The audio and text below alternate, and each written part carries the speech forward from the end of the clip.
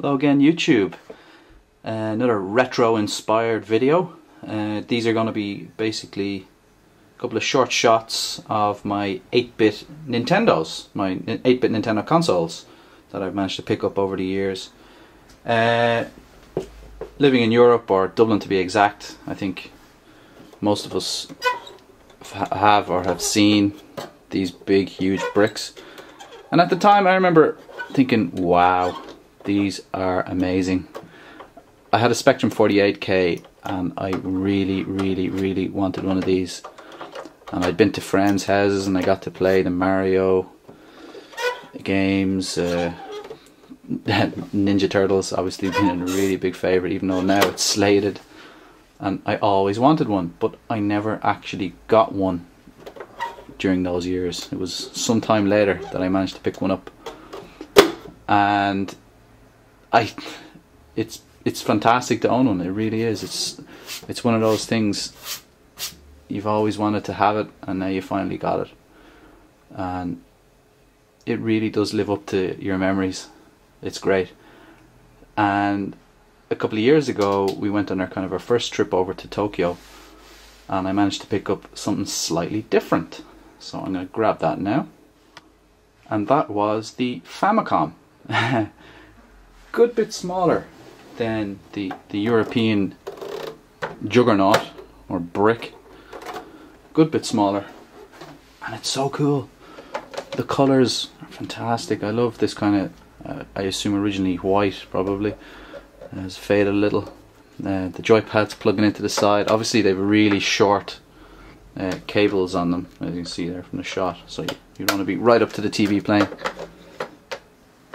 And player 2, ingenious, has a mic built in, and I believe it's for a couple of kind of Japanese specific games where you could whistle into them and play them. And I think there was a Takeshi Kitano game. It's meant to be like the hardest game ever, and you actually had to sing into the game and all sorts of cruel tasks, Takeshi style. But look at it, it's just so cool. All plugs in, beautiful. The port on the front is for the disc system. Now at the time I didn't really know much about the disc system, so I didn't splash out and buy that as well. And in my ignorance, I think you can see there the options on the back, all you have out is an RF switch.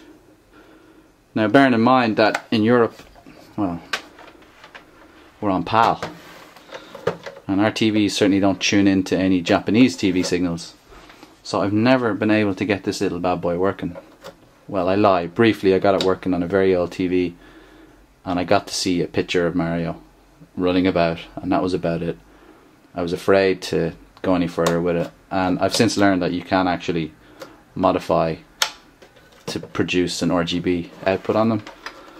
But I don't think I need to now, because when I went back to Japan I decided to sort out that disc system I was talking about. And that's where this little guy comes in. Made by Sharp, Twin Famicom it's called. Twin because it's got the 3.5-inch disc drive, but also can take carts. Same as the previous Famicom, really short, well, slightly longer. I don't know if you can extend it there. Controller cables attached to the console itself. You can see player 2. And again, a little microphone. Volume on the mic for sensitivity, I'd say. But look at the difference in the cartridges. That's the one thing is amazing. Here's a PAL copy of New Zealand Story. Great game. Ain't gonna fit in there.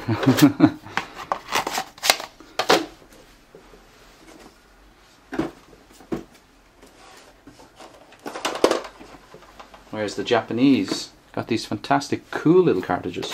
So we got a big brick and a sleeve. And the Japanese got like way smaller. Fucking hell. And I think the pins was obviously, I'm not sure, is it a 56 pin maybe? I don't know, I can't remember. Obviously it's a shorter pin ratio between them. But also what I bought was kind of a cult favourite for me and my cousin growing up was Taito's Bobble, where we've played it I don't know how many times, and I think we've only successfully completed it once, legitimately.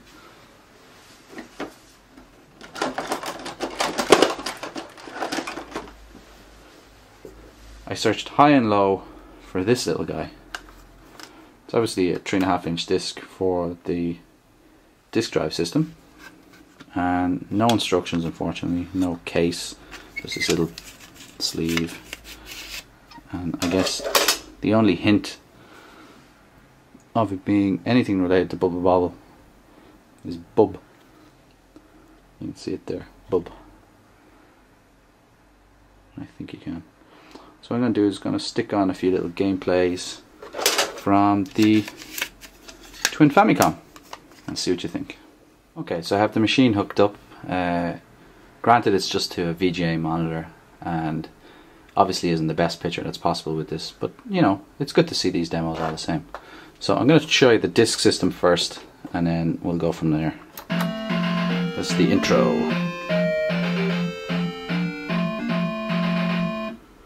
I have the disc lined up and you've started on side A, so I'll just pop it in.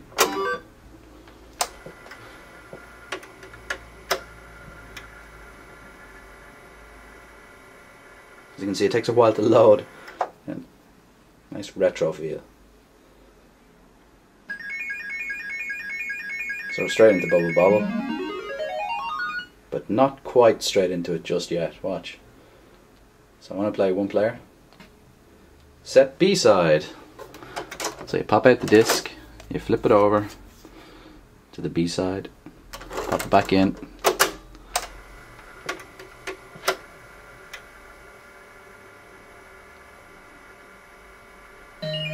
Now we're getting somewhere. Have a quick bash.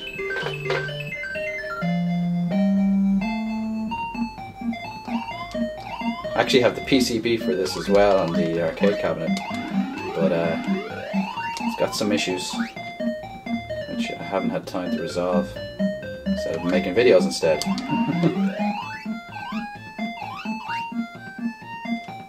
Always a classic though.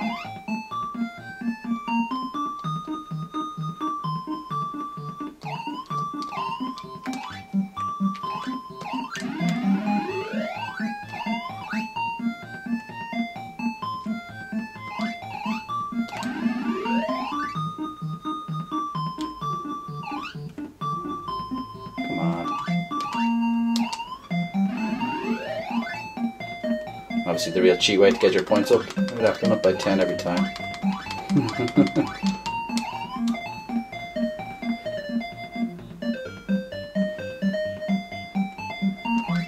That'd get you kicked out of an arcade if you're doing that, I'd say.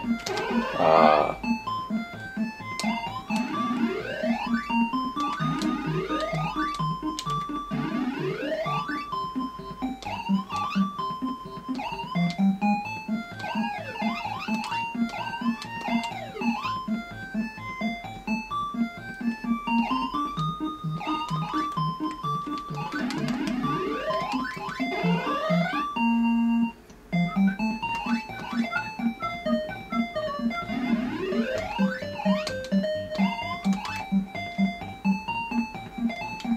Aww.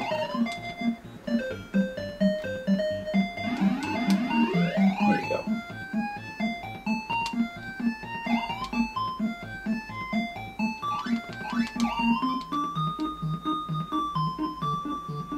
So you can see it's the same levels, just slightly detuned music. Same good gameplay though, in fairness. Timeless game. Although the water action doesn't look quite the same.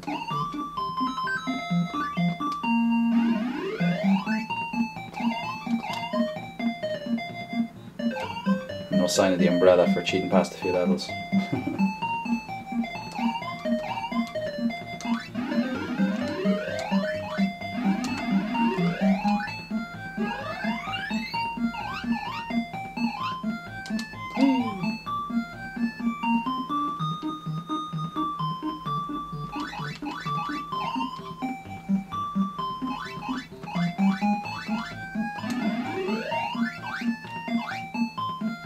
Quad feed. Don't